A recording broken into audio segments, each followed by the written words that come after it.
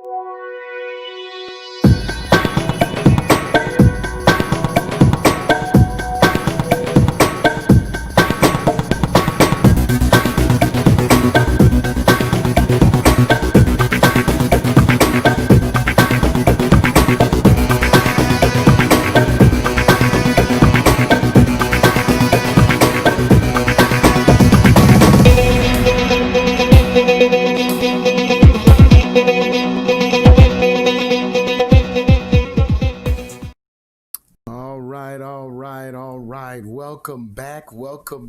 Welcome back.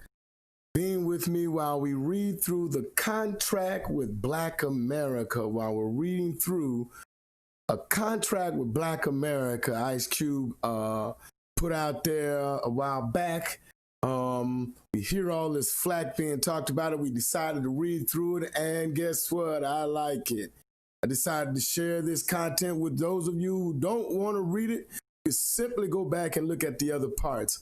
We are now going to be reading from the contract with Black America, parts 7 and 8.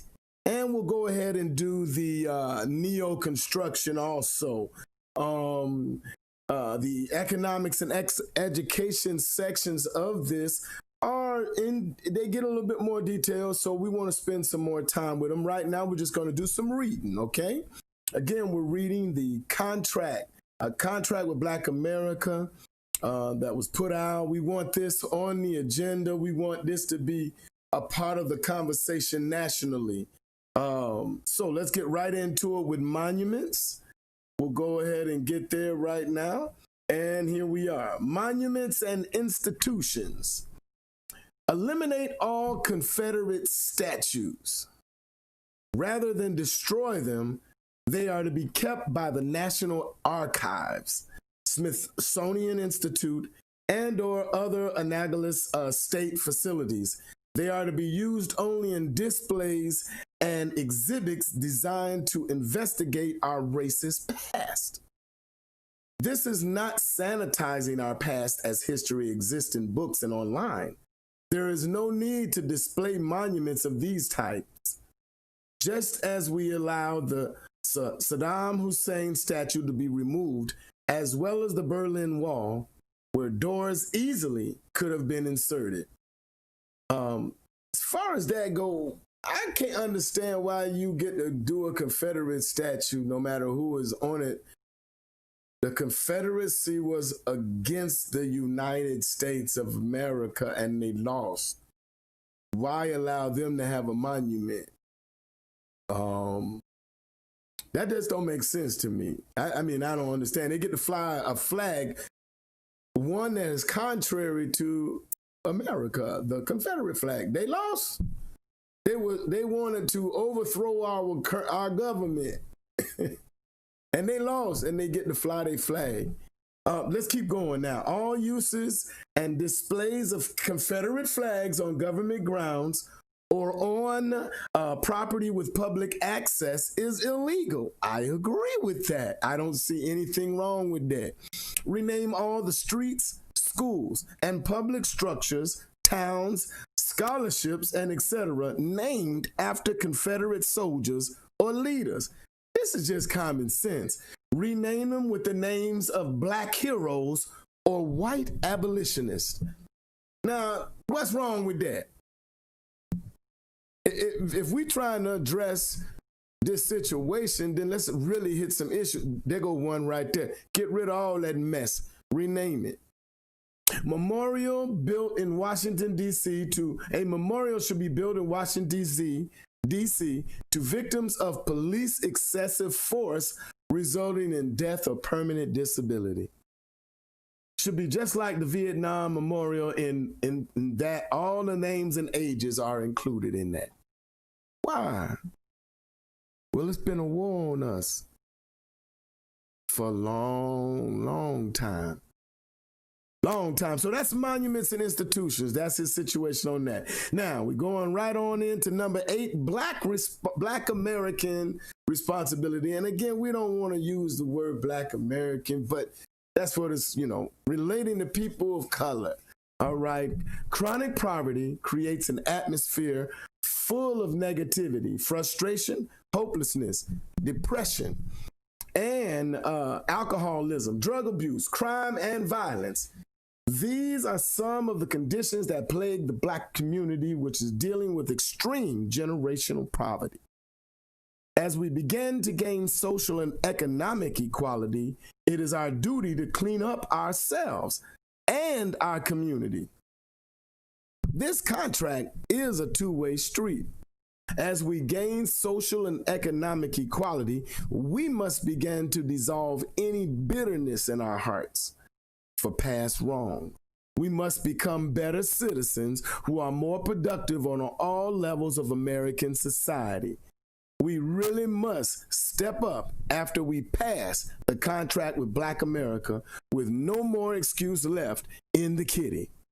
Our entertainers should be persuaded to deliver more positive content that leads our youth to make better choices in life. A new pride must develop with these new opportunities, and we must fight against negativity, frustration, and hopelessness, depression, alcoholism, drug abuse, crime, and violence. Falsifying documentation to establish descent from an enslaved person should be punishable as a crime. Black businesses who receive loans per lending reforms with over 100 employees, with employees with at least 50%, they will also employ at least 50% non-Black people. Okay? For all Americans, completion of rehabilitation programs for at least 28 days for first offenses for all illegal drug use of possession. Failure to complete results in your imprisonment at that point. As a part of the 20% of the diverted police budgets, community groups will be organized to work with trouble use in our areas and will have a specific mandate to also decrease the Black-on-Black violent crime that we experience, other crime, and address any gang violence. Community groups will make themselves available in their neighborhoods to provide mentoring and community-based leadership. Now, I'm thinking that's what's up right there. That's where the entity of the church comes in. That's the spot for this community-based base. That could be the spot. And all Americans guilty of a crime and apprehended agree not to unreasonably resist the arrest, putting other people in danger. Now, that's just talking to somebody who got sense. You did something, you get caught, deal with it. But don't endanger anybody else or cause a situation where it would endanger anybody. It's just common sense stuff. When enrolled into the AJP and other programs designed to assist in education and employment, to meet those requirements expected for all enrollees and to work diligently in order to see, that is that job program that he's wanting to institute. That's back up in, I think that's in one of them two, first or second one. There. Now let's go on to the Neo Reconstruction, a case for Neo Reconstruction. We are proposing a Black agenda, a Neo Reconstruction that would empower African Americans economically and educationally, as well as provide justice and equal protection under the law. As a picture here of some of these congressmen from the Reconstruction period, I see. Let's see, the marketing of Neo Reconstruction. At the end of slavery, the Republican Party took the lead on attempting to fairly and justly integrate the so-called African American into American life. Let me repeat that for all of you staunch Democratic believers. At the end of slavery, it was the Republican Party that took the lead on attempting to fairly and justly integrate us into American life. This was done through a government-led effort called Reconstruction. That's what they teach us in school. Now, a period that lasted roughly from the passing of the Reconstruction Act of 1867 to the Compromise of 1877. During that decade of Reconstruction, African Americans were enfranchised, legally given voting and civil rights. So what do we need a Civil Rights Act or Voting Rights Act in 65 for us if there had already been one in 1867 according to the Congressional Act called Reconstruction? The rights were given of voting and civil.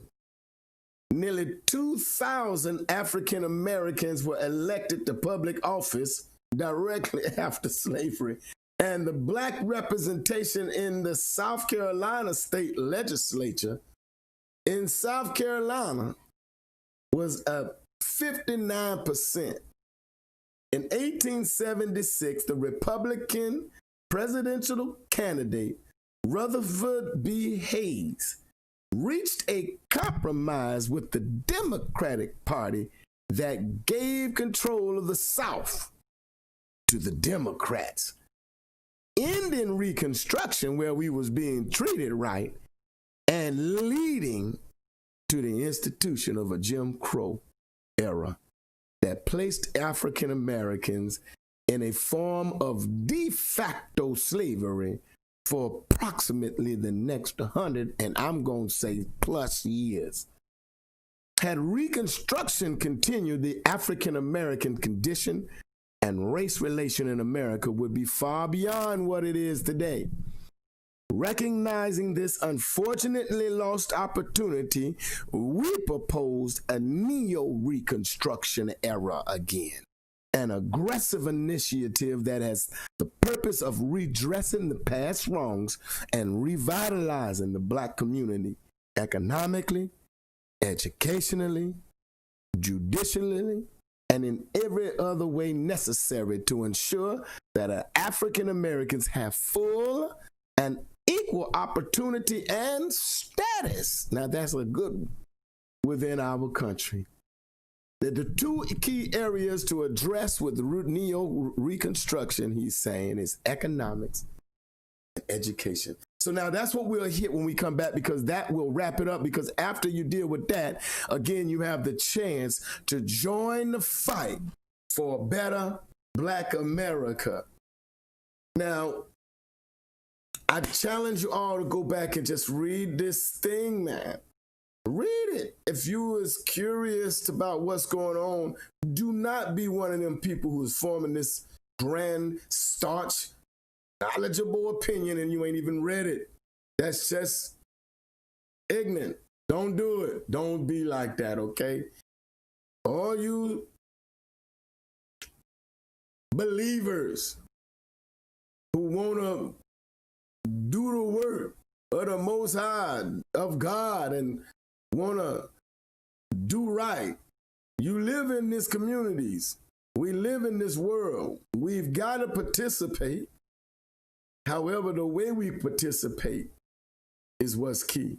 Right now is the time for us to really take a look at this and make some decisions. When we come back again, we'll be finishing up with the two key areas and that he wants to deal with in this contract, dealing with Neo Reconstruction.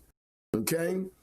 Now, it's been my pleasure today speaking with you about the contract with Black America by Ice Cube.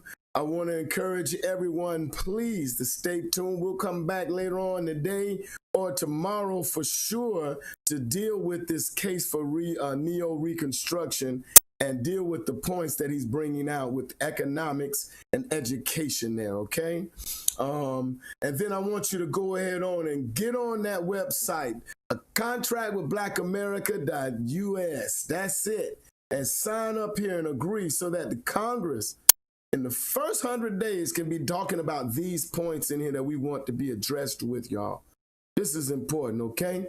Again, it's been my pleasure speaking with y'all all. Have a great rest of the evening, all right?